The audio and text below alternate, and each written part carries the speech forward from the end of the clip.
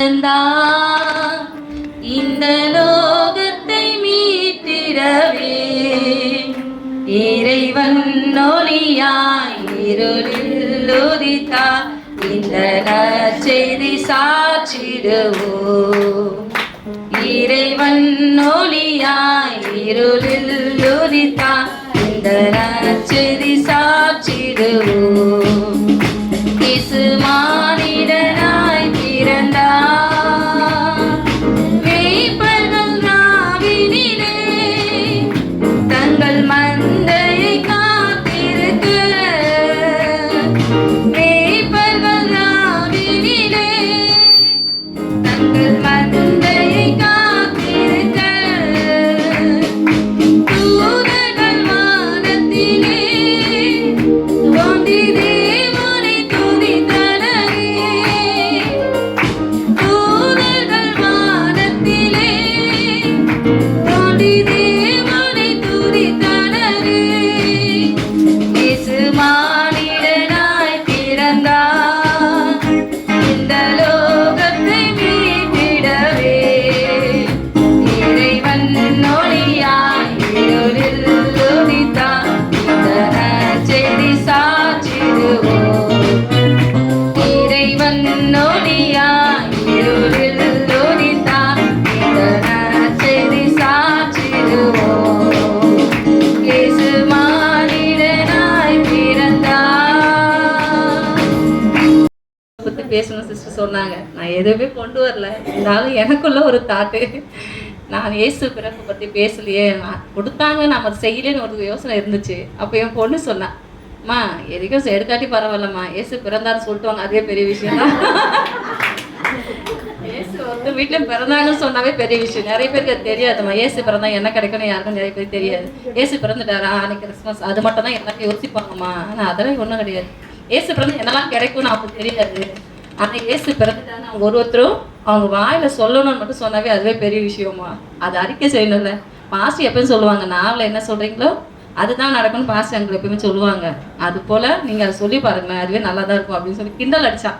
உண்மையா அது உண்மைதான். நானே அது சொன்னேன். அப்போவே யோசிச்சேன், ஜெபமானமே யோசிச்சேன். சின்ன பிள்ளை மூலமா ஆண்டவர் பேசுவார்னு சொல்லுவாங்க. அது உண்மைதான். நான் சொன்னேன், ஏசுப்பா இயேசு பிறந்தானா ஒரு சந்தோஷம் சொல்லுவாங்க. சாதாரண ஒரு உலகத்துல சொல்லும் போதே ஒரு பிள்ளை இல்லாத வீட்டுல ஒரு 10 வருஷம் ஆயிடுச்சு கல்யாணம் பண்ணி, ஒரு பிள்ளையே இல்லை. அந்த பிள்ளை வீட்டில் அவங்க வீட்டில் ஒரு குழந்தை பிறந்துச்சுன்னா அந்த வீட்டில் எவ்வளோ பெரிய சந்தோஷம் இருக்கும். அது வந்து ஒரு பெருத்த சந்தோஷம், சொல்லவே முடியாது. ஆனால் உலக சந்தோஷம் அது, அதையே கொண்டாடுவாங்க. ஆனால் நமக்கு 400 வருஷம் இருட்டில் இருந்தாங்க. அக்கா சொல்லும்போது அந்த கேட்டேன், 400 வருஷம் இருட்டில் இருந்து ஒரு உலகம் அது. அப்போ ஜனங்கள் எப்போ பிறப்பார் மேசியா அப்படின்னு எல்லாம் யோசிச்சிருப்பாங்க. ஆனால் அந்த நேரத்தில் இயேசு பிறப்பார் சொல்லி மரியாதை கொண்டு மரியாளுடைய வயிற்றுல ஆண்டவர் வந்து பிறக்க முடியா செஞ்சாங்க. ஆண்டவர் வந்தாங்க இந்த உலகத்துக்கு. ஆனால் வந்தது எதுக்காக? மரியாதைக்காக மட்டும் இல்லை, அங்கே இருக்கிற மனுஷங்க மட்டும் நமக்காக வந்தாங்க. நம்ம வந்து சந்தோஷமா இருக்கணும். இதெல்லாம் ஒரே ஒரு விஷயம் தான் சொல்லுவார். பாஸ்டர் சொல்லுவோம் நிறைய. நான் ரொம்ப ரொம்ப சந்தோஷப்பட்டிருக்கேன். அடிக்கடி நான் வந்து எனக்குள்ள ஒரு விஷயம் என்னன்னா, ஒரு மைனஸ் பாயிண்ட்னு சொல்லலாம். டக்குன்னு டென்ஷன் ஆயிடுவேன், டக்குன்னு சோர்ந்து போயிடுவேன். 2 விஷயம் மட்டும் நடக்கும். அதையும் நான் யோசிப்பேன். தப்புன்னு தெரியும், இருந்தால் அதை செஞ்சுட்டே தான் இருப்பேன். எப்போ குறைஞ்சிருக்கு ஆண்டவர் கிருபையிலேன்னா, பாஸ்டரோட மெசேஜை கேட்டு கேட்டு திருந்திட்டேன். நான் எல்லாம் எப்படி தெரியும், நான் தெரிஞ்சிருக்கேன், ரொம்ப தெரிஞ்சிருக்கேன். ஒரு 75% திருந்திட்டேன். இன்னும் 25% மட்டும்தான் இருக்கு. அதுவும் போய் இந்த வருஷம் முடிவுக்குள்ள யோசிக்கிறேன். நான் விசுவாசிக்கிறேன். இயேசு பிறக்கும் பொழுது ஒரு பெருத்த சந்தோஷம் உலகத்துல உண்டாயிருக்கும். ஆனா நமக்கும் ஆண்டவர் கொடுத்துருக்காரு அந்த சந்தோஷத்தை. அதை வந்து எப்பவுமே நம்ம செய்யணும். கிறிஸ்துமஸ்க்கு மட்டும் சொல்லக்கூடாது. எப்பவுமே இயேசுப்பா நீங்க பிறந்த வீட்டுல, ஒரு சாதாரண ஒரு வீட்டுல ஒரு குழந்தை பிறக்கும் பொழுதே, உலகத்தாங்க மூலமா பிறக்கிற ஒரு குழந்தைக்கு ஒரு சந்தோஷம் இருக்கும் பொழுது, ஏசு மகா பெரிய ராஜா, அவருடைய கண்களுக்கு நம்ம ஒரு தூசியை காட்ட ஒரு சின்னதான தெரியும். ஆனால் நம்ம பெருசா ஆண்டவர் வச்சிருக்காரு. நம்ம சந்தோஷமா இருக்கணும், நம்ம இந்த உலகத்தை ஜெயமா அவரை போல வாழ்ந்து இருக்கணும்னுக்காக அவர் இந்த உலகத்துல வந்தாங்க.